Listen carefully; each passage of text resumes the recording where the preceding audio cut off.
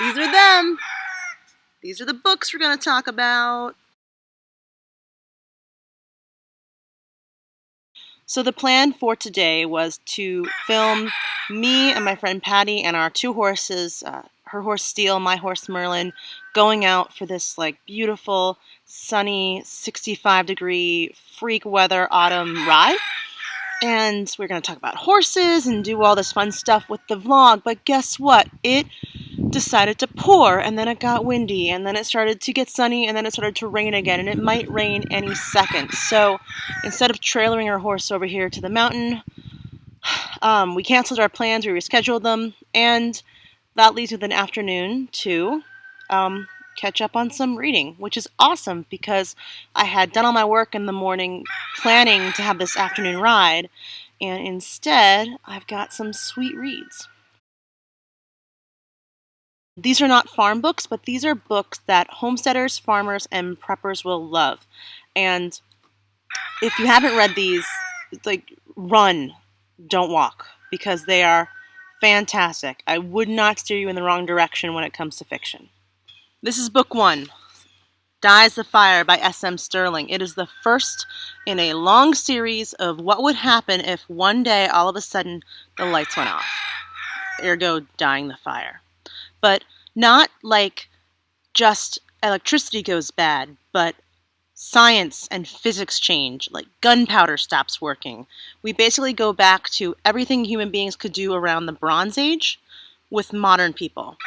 And so it's a post-apocalyptic story, but the people who thrive are this great combination of Reconstructionists and medieval scholars, because we go back to feudalism in these books, and people that are able to fight with swords and hunt boars with spears, and who happen to be like blacksmiths and potters and weavers for their hobbies, homesteaders for their living, survive. So you're left with a world of Reconstructionists, medieval reenactors, pagans, and random like college philosophers and such. But it's a fantastic, fast-paced, fun read. Dies the Fire. S.M. Stirling's the first book. Also amazing on audiobook. If you don't like reading, get it for your car. So good. I think it's gonna rain again. We might get rained out during this video. This is my next recommendation to you guys. These are James Howard Kunstler's World Made by Hand series. This is the second book, The Witch of Hebron.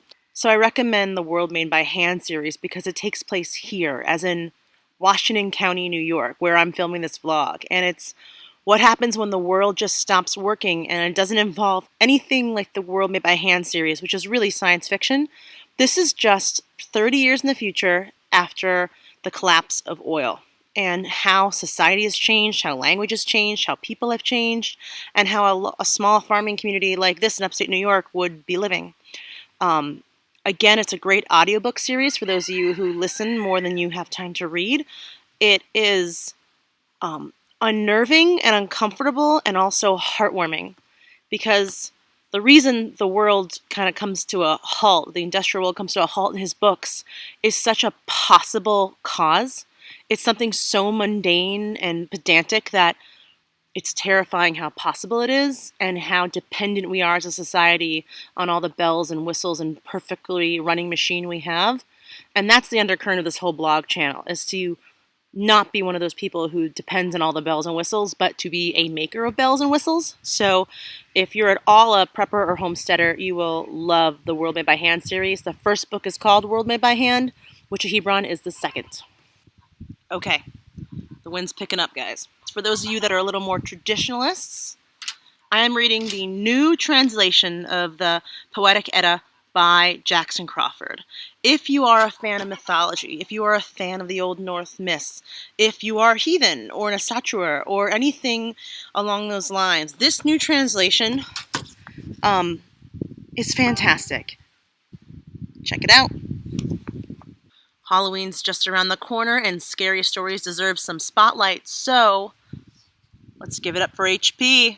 I love H.P. Lovecraft. I cannot stress enough how much I love that these stories exist. if you are a fan of horror, and when I say horror, I don't mean like the millennial version of horror, which just means being disgusting and gory and startling people. Um, Startling people and looking at people's insides is not horror. That's not scary. That's just shocking, and it's kind of sad that our idea of entertainment these days are jump scares and people getting cut up. Not cool, but a good ghost story, like something that makes your brain like skip like a record that's gone off track. H.P. Lovecraft created those stories, and for modern readers who are used to 30 or 40 years of horror movies and scary stories, you might think that they're a little tired, but you need to remember that these stories were written in the Victorian era by a guy in about 10 years, and they are his own world building mythology, his own gods, his own demons. They are so much fun and digestible. And if you've never read anything by H.P. Lovecraft, I suggest starting with the Dunwich Horror. It's a New England ghost story slash weird monster slash god story. And it's something you can read with your coffee in the morning, and it gives you a good taste of how he colors his world and describes places. And I remember reading the beginning of Dunwich Horror the first time and just feeling like uncomfortable, like the way you feel when you're starting to get sick and nauseated. Like that's how the beginning of the book made me feel with his words driving into a town in Vermont. So, Dunwich Horror, guys. H.P. Lovecraft. Start there. How fitting that on this windy day I'm bringing up my favorite novel of all time. If the only reason you know me is so that you get to read this book, worth it. This is Patrick Rothfuss's Name of the Wind, my favorite novel ever. Let's see. It's actually hard to talk about this book and to get across how much I love the world that Patrick Rothfuss has created. And I don't know an author that, since Tolkien, that's been a better world builder. And when I say that, I mean you become a part of this world. There's different days in this book. Like it's not Monday, Tuesday, Wednesday, Thursday. It's Felling Night, and there's 10 days I think in a week, and a 10-day is not called a week. It's called a span, and that all sounds like weird, but it's so immersive. When I read his stories or listen to them, I'm in a different place. And it becomes such a part of you that you start using their curse words. You start using their turns of phrase. And the story is about a boy, an orphan, who attends a school for, well, for a better word, for people who use magic. It sounds like Harry Potter, right? This is nothing like Harry Potter. It is about an orphan whose parents were taken from him in the worst way possible. And it's a very horrible scene to read. The main character's name is Quoth, and Quoth is a red-headed musician. He plays the lute.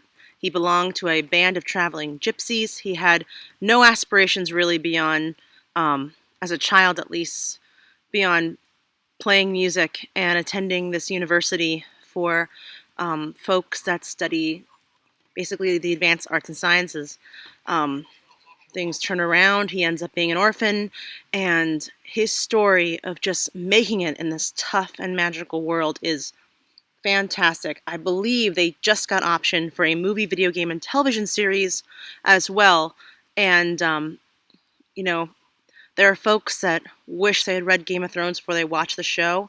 Read these books before Name of the Wind becomes the biggest media thing in the world, Game of Thrones style, and just know what it's like to know the story and have your own Kvothe and Bast and all those characters in your own head. I mean, I'm excited talking about it. These are fictional people in a fictional world, and I know nothing I'm more excited about. Like, I would join, if I were you, I would join Audible.com, who is in no way a sponsor, just to get the free book download, just so I could download Name of the Wind and start listening to it today. Your life is just gonna get better because of it. Alright guys, that's it for today. I'm just leaning on the hood of my pickup truck, filming a vlog in my front yard, concerning the neighbors about why she's talking to her laptop again. Hit like, hit subscribe. I'll keep doing this.